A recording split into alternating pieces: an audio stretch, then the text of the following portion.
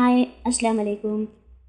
Social politics first chapter the Indian constitution. इसके बारे में हम पूरा नोट्स देखेंगे और बीच में एमसीक्यूज भी देखेंगे। पूरा ज़रूर एंड तक देखना। Important points just important points ही कवर की। कॉन्स्टिट्यूशन की ज़रूरत और मकसद।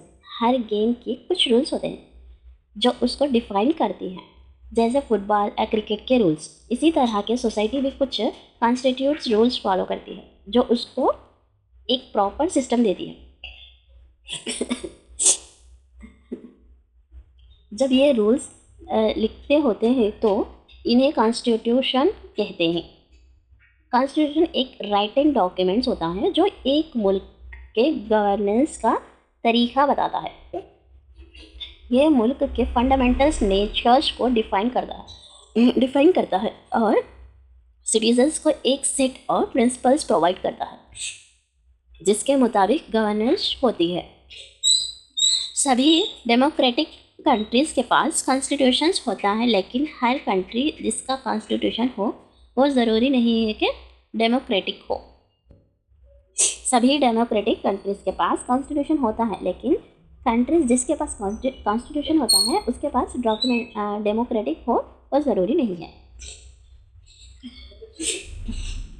नेक्स्ट वन, इंडियन कॉन्स्टिट्यूशन का फॉर्मेशन। 1934 इंडियन नेशनल कांग्रेस ने कॉन्स्टिट्यूशन असेंबली की डिमांड की। दिसंबर 1946 में कॉन्स्टिट्यूंट असेंबली का फॉर्मेशन हुआ जिसमें सिर्फ इंडियंस शामिल थे। दिसंबर 1946 में नवंबर 1949 है 46 टू नवंबर 1949 कॉन्स्टिट्यूशन का ड्राफ्टिंग प्रोसेस हुआ। कब हुआ ड्राफ्टिंग प्रोसेस? दिसंबर 1946 टू 1949 में।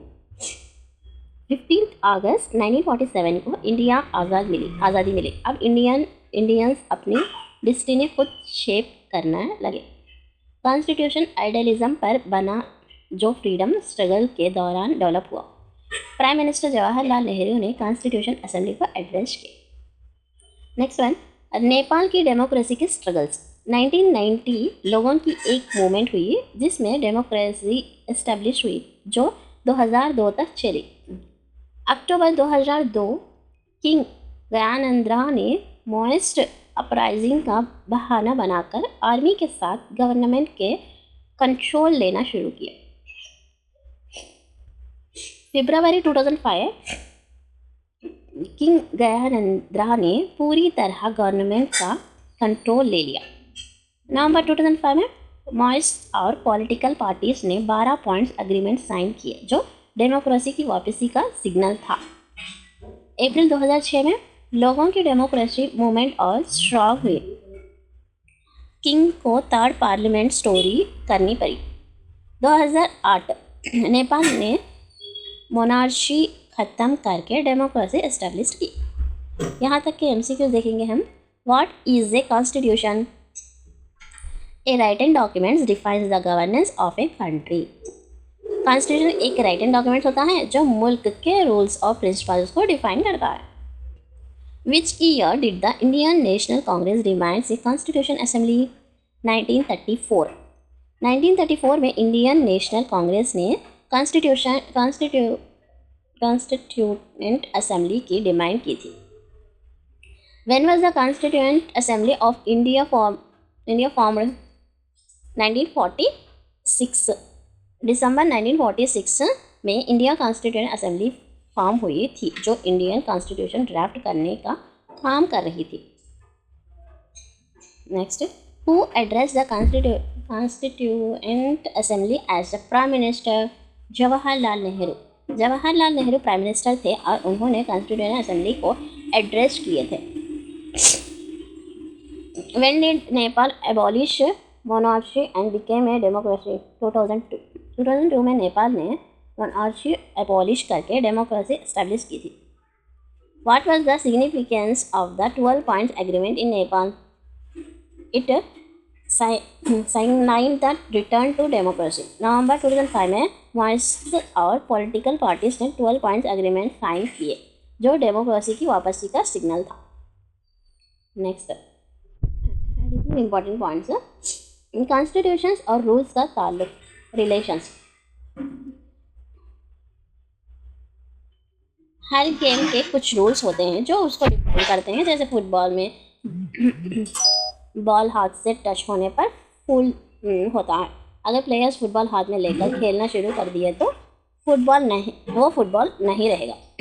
इसी तरह हर सोसाइटी के कुछ बेसिक रूल्स होते हैं जो उसको एक स्ट्रक्चर देती है। कॉन्स्टिट्यूशन एक ऐसा सेट होता है कॉन्स्टिट्यूशन एक ऐसा सेट ऑफ रूल्स और प्रिंसिपल्स का कलेक्शंस होता है जो सोसाइटी को गवर्नेंस करता है।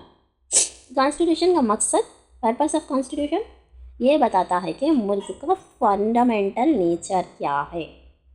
एक मुल्क में अलग अलग कम्युनिटीज़ होते हैं जो कुछ कॉमन बिलीफ रखती हैं मगर हर चीज़ पर अग्री नहीं करती। कॉन्स्टिट्यूशन एक अग्रीमेंट होता है जो सबके कंसेंसस लेकर तैयार होता है। ये सिर्फ गवर्नमेंट का टाइप नहीं बताता बल्कि मुल्क के कोर आइडियल्स को भी डिफाइन करता है। इंडियन कॉन्स्टिट्यूशन का formation, detailed version 1934। Indian national Congress ने कॉन्स्टिट्यूशन असेंबली की डिमांड की। सेकेंड वर्ल्ड वॉर के टाइम पर यह डिमांड और तेज़ हो गई। दिसंबर 1946 में सिर्फ इंडियंस पर मुश्तमिल कॉन्स्टिट्यूएंट असेंबली बनी। 1946 में 1949 कॉन्स्टिट्यूशन लिखने का काम चला। 15 अगस्त 1947 में इंडिया ने ब्रिटिश रूल्स को आज़ादी हासिल की। अब अपनी तकदीर के फैसला खुद करना सीखते थे। एक फ्रीडम स्ट्रगल्स के आइडियाज़ पर बेस्ड कॉन्स्टिट्यूशन बना। जवाहरलाल नेहरू ने कॉन्स्टिट्यूएंट असेंबली में स्पीच दी। नेपाल की डेमोक्रेसी मूवमेंट, डिटेल्ड वर्जन 1990 एक पीपुल्स स्ट्रगल्स हुए जो डेमोक्रेसी लेकर आए। ये डेमोक्रेसी 12 साल 2002 तक चली। अक्टूबर 2002 किंग ज्ञानेंद्रा ने आर्मी के जरिए गवर्नमेंट का कंट्रोल लेना शुरू किया। फरवरी 2005 किंग ने पूरी तरह गवर्नमेंट अपने हाथ में ले ली। नवंबर 2005 में मॉइस और पॉलिटिकल पार्टीज ने 12 पॉइंट अग्रीमेंट साइन किए जो डेमोक्रेसी की वापसी की सिग्नल थी। अप्रैल 2006 में लोगों ने किंग के छोटी छोटी रिफॉर्म्स को रिजेक्ट कर दिया और थर्ड पार्टी रिस्टोर करवाई। 2008 नेपाल ने मोनार्ची अबॉलिश करके डेमोक्रेसी एस्टेब्लिश कर ली। What does the Constitution define the fundamental nature of the country? Constitution एक राइटिंग डॉक्यूमेंट है जो मुल्क को गवर्नेंस और बेसिक स्ट्रक्चर्स को डिफाइन करता है। When was the Indian Constitution fully adopted? 26 जनवरी 1950। 26 जनवरी 1950 को इंडियन कॉन्स्टिट्यूशन ऑफिशियली अडॉप्टेड किया गया। What was the reason King Gyanendra given for taking over the Napoleon's government in 2002? Maoist uprising। King ज्ञानेंद्रा ने Maoist uprising का बहाना बनाकर government को control ले लिया। How long did Nepals first democracy last before being distributed in 2002? 12 years. 1990 में democracy आई थी जो 2002 तक चली, 12 साल। नेक्स्ट, नेपाल का डेमोक्रेसी स्ट्रगल और कॉन्स्टिट्यूशन चेंज। 1990 तक नेपाल एक मोनार्ची था जिसमें किंग का पास फाइनल अथॉरिटी थी। 1990 में एक नया कॉन्स्टिट्यूशन अडॉप्ट किया गया था लेकिन किंग की पावर को रिटेन किया गया। 2006 में एक बड़े पब्लिक गवर्नमेंट के बड़ा मोनार्ची ख़त्म हुई और नेपाल के डेमोक्रेसी बन गया। लोगों ने पूरी कॉन्स्टिट्यूशन को रिजेक्ट कर दिया क्योंकि वो नए डेमोक्रेटिक आइडियाज़ को रिप्रेजेंट नहीं करते थे। 2015 में नेपाल ने ऑफिशियली एक नया डेमोक्रेटिक कॉन्स्टिट्यूशन अडॉप्ट किया। कॉन्स्टिट्यूशन के पॉलिटिकल सिस्टम डिफाइन करने का रूल। हर मुल्क का पॉलिटिकल सिस्टम कॉन्स्टिट्यूशन डिफाइन करता है। नेपाल का पहले कॉन्स्टिट्यूशन मोनार्ची बेस्ड था जिसमें किंग और उसकी काउंसिल ऑफ मिनिस्टर्स रूल्स करते थे। डेमोक्रेटिक कंट्रीज में कॉन्स्टिट्यूशन डिसीजंस मेकिंग्स का रूल सेट करता था। कॉन्स्टिट्यूशंस और पावर का मिसयूज़।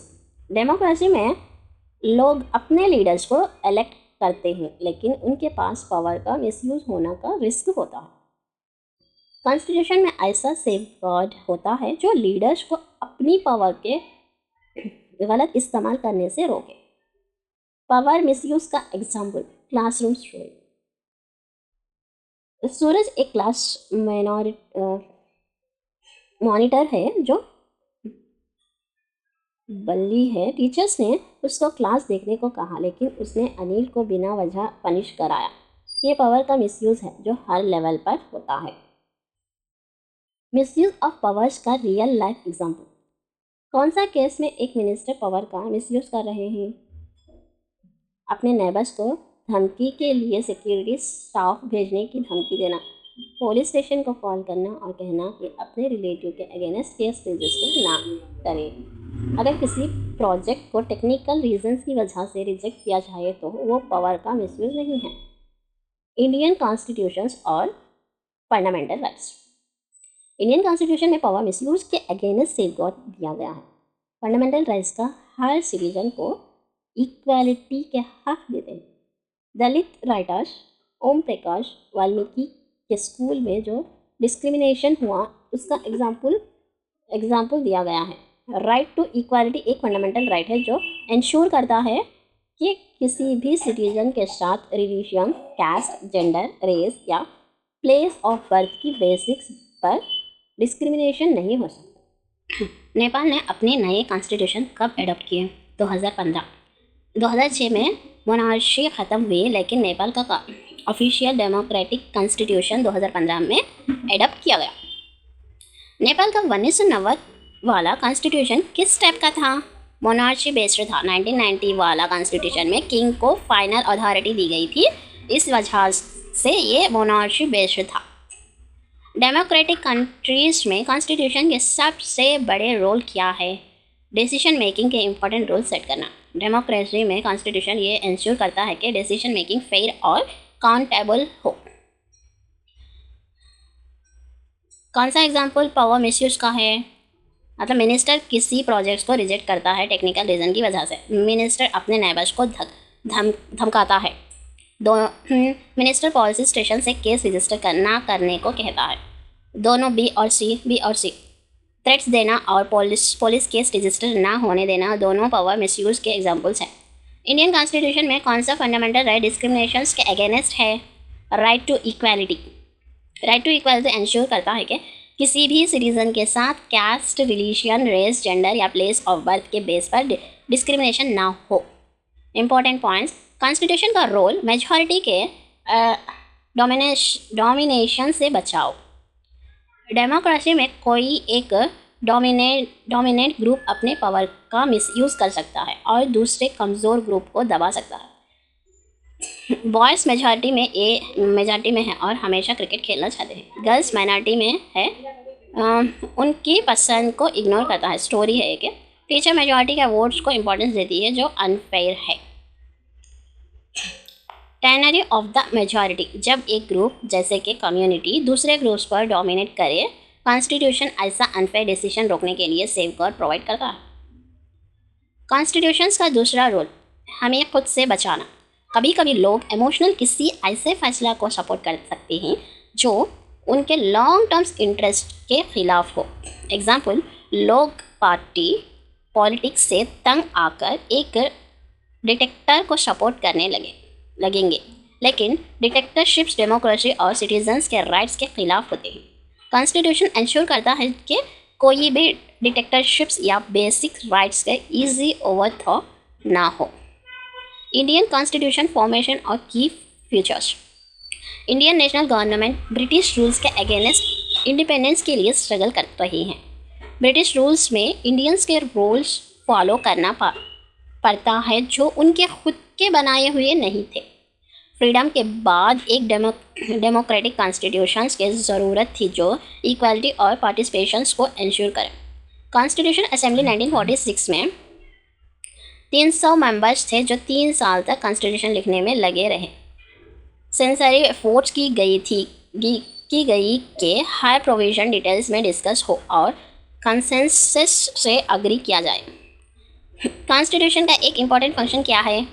माइनॉरिटीज़ को मेजॉरिटीज़ के डोमिनेशन से बचाना। कॉन्स्टिट्यूशन इंश्योर करता है कि कोई भी ग्रुप अनफेयरली डोमिनेट ना करे। टायरनी ऑफ द मेजॉरिटी का क्या मतलब है? मेजॉरिटी का अनफेयरली डोमिनेट करना, जब एक मेजॉरिटी ग्रुप दूसरों को इग्नोर करे या उनके राइट्स को रेस्पेक्ट ना करे तो इसे टायरानी ऑफ द मेजॉरिटी कहते हैं। कॉन्स्टिट्यूशन का एक रोल हमें खुद से बचाना क्यों है? ताकि हम इमोशनल में आकर लॉन्ग टर्म इंटरेस्ट के अगेंस्ट ना चले जाएं। कभी कभी लोग डिक्टेटरशिप को सपोर्ट करने लगते हैं जो लॉन्ग टर्म में डेमोक्रेसी के खिलाफ होता है। कॉन्स्टिट्यूशन इसे रोकने का काम करते हैं। इंडियन कॉन्स्टिट्यूशन असेंबली कब बनी थी? 1946 में बनी थी। इंडियन कॉन्स्टिट्यूशन असेंबली 1946 में बनी थी, जिसे 300 मेंबर्स ने कॉन्स्टिट्यूशन लिखा। इंडियन कॉन्स्टिट्यूशन लिखने में कितना वक्त लगा? 3 साल लगा। कॉन्स्टिट्यूशन असेंबली लिखने में 3 साल तक डिस्कशंस और डिबेट्स के बाद कॉन्स्टिट्यूशन लिखे। आइन का अहम किरदार, मेजॉरिटी का गलत इस्तेमाल ना हो। आइन ये इंश्योर करता है कि कोई भी अक्सरियत मेजॉरिटी अपनी ताकत के गलत इस्तेमाल ना करे और अक़लियत माइनॉरिटी के हुकूक़ की हिफाजत टाइनी ऑफ मेजॉरिटी से बचाओ। जब मेजॉरिटी अपने फ़ैसला ज़बरदस्ती माइनॉरिटीज़ पर लगाव करती है जो इसे टायरानी ऑफ मेजॉरिटी कहते हैं, जो आइन से रोकी जाती है।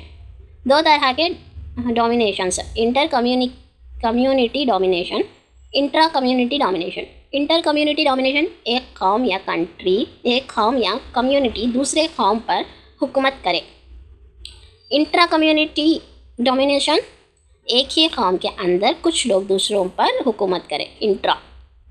इंटर मीन्स एक कौम या कम्युनिटी दूसरे कौम पर हुकूमत करे तो इंटर बोलते हैं।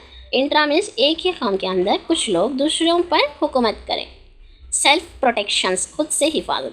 कभी कभी लोग ऐसा फैसला ले लेते हैं जो उन्हें उनके बारे मदद में नुकसानदेह होता है। आइन इस चीज़ को कंट्रोल करता है। डिक्टेटरशिप्स का खतरा, कभी लोग डिक्टेटरशिप्स के हक़ में हो सकते हैं लेकिन आइन डेमोक्रेसी की हिफाजत करते हैं। हिंदुस्तान का आइन और उसकी अहमियत, आज़ादी के लड़ाई के दौरान आइन का तस्वुर। जब हिंदुस्तान आज़ादी के लिए लड़ रहा था तब नेशनलिस्ट लीडर्स ने एक आज़ाद हिंदुस्तान का तस्वुर किया। ब्रिटिश हुकूमत का तजुर्बा, हिंदुस्तानियों ने ब्रिटिश कानून को बिना किसी हिस्सादारी के माना था। इस वजह से आज़ाद हिंदुस्तान ने सबको बराबर शामिल करने का इरादा बनाया। कॉन्स्टिट्यूशन असेंबली, आइन साज मजलिस, 300 लोगों ने मिलकर 1940 पर 6 से 1940 पर 9 तक आइन बनाए। डाइवर्सिटी का ख्याल, इंडिया में मुख्तलिफ कौमें, ज़बानें और मजहबी ग्रुप्स हैं। इस वजह से आइन डाइवर्सिटी एक एहतराम करता है। सोशल इकोनॉमिक रिफॉर्म्स, गरीबी दूर करने और हर किसी को बराबर हक देने का सोचा गया है। रिप्रेजेंटेशंस और डेमोक्रेसी, आवाम को अपने रिप्रेजेंटेटिव नुमाइंदे चुनने का हक दिया गया है। हिंदुस्तान के आइन के अहम खुसूसियात, की features of Indian constitution, federalism, वफाकी निज़ाम हुकूमत, 3 लेवल की हुकूमत, सेंट्रल गवर्नमेंट मरकज़ी हुकूमत, स्टेट गवर्नमेंट रियासती हुकूमत, पंचायती राज तहसील और गांव की हुकूमत। हर लेवल के 5 अलग अलग पावर्स है। कॉन्स्टिट्यूशन में मुख्तलिफ सब्जेक्ट्स दिया गया है जो हर लेवल की हुकूमत देख सकते हैं।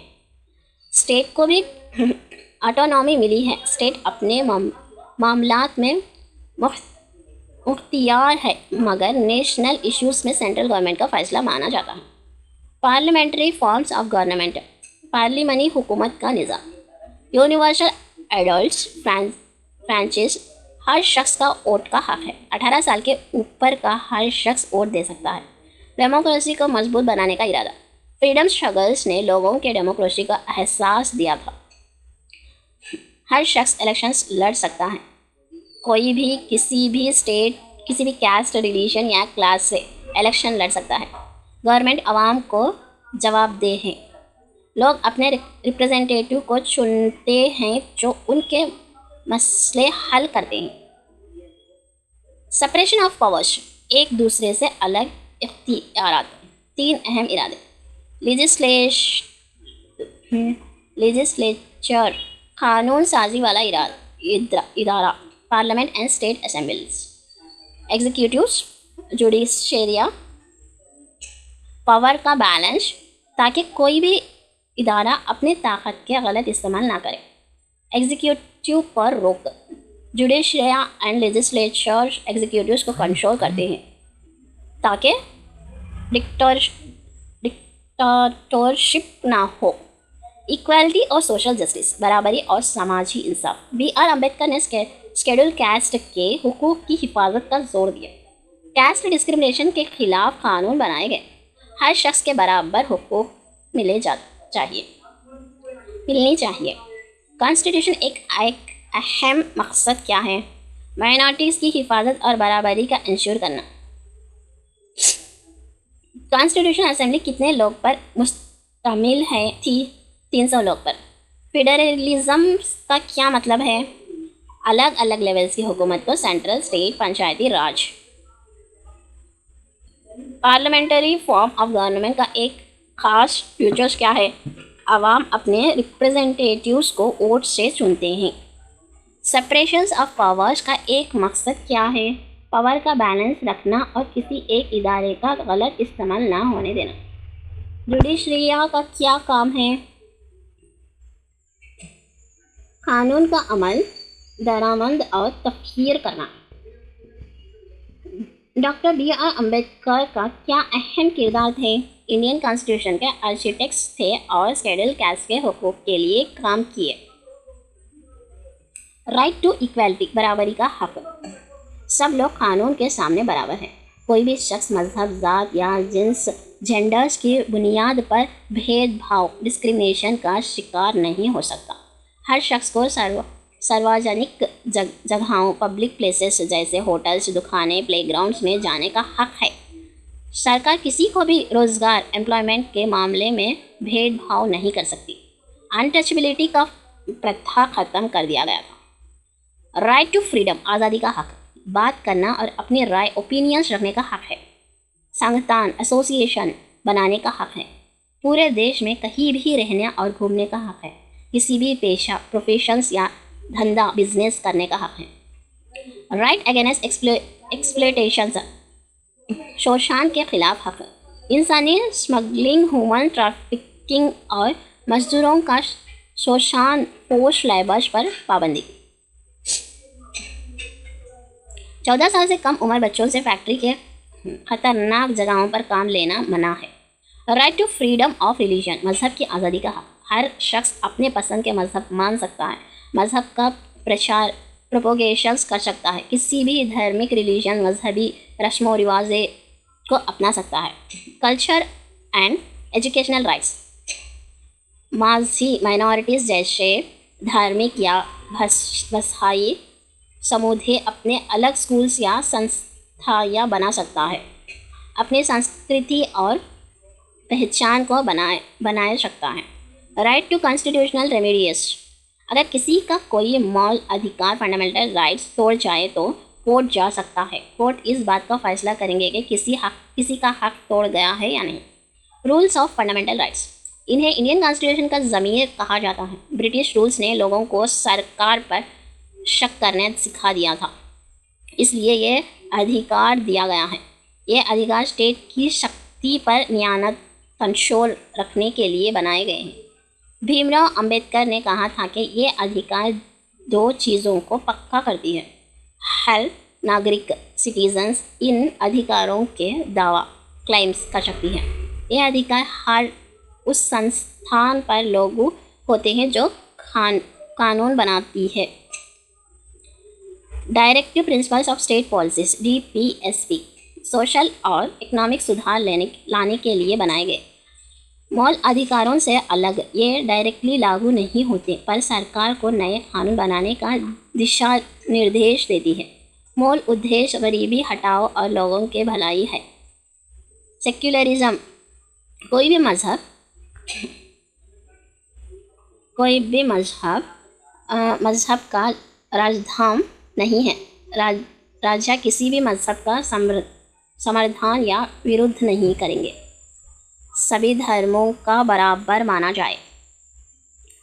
एक 13 साल का बच्चा फैक्ट्री में काम कर रहा है। राइट अगेंस्ट एक्सप्लोरेशंस का उल्लंघन। एक राज्य का नेता दूसरे राज्य का मजदूरों को काम करने से रोक रहा है। राइट टू फ्रीडम को उल्लंघन।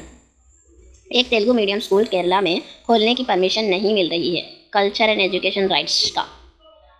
सेना आर्म्ड फोर्स की एक महिला अधिकारी को सिर्फ महिला होने की वजह से पदोन्नति प्रमोशंस नहीं मिली। Right to equality. एमसीक्यूज देखेंगे। इंडियन कॉन्स्टिट्यूशन का फंडामेंटल राइट्स का मेन उद्देश्य क्या है? नागरिकों के अधिकारों को सुरक्षा। राइट टू इक्वालिटी का मतलब क्या है? कानून का नज़र में सभी बराबर है।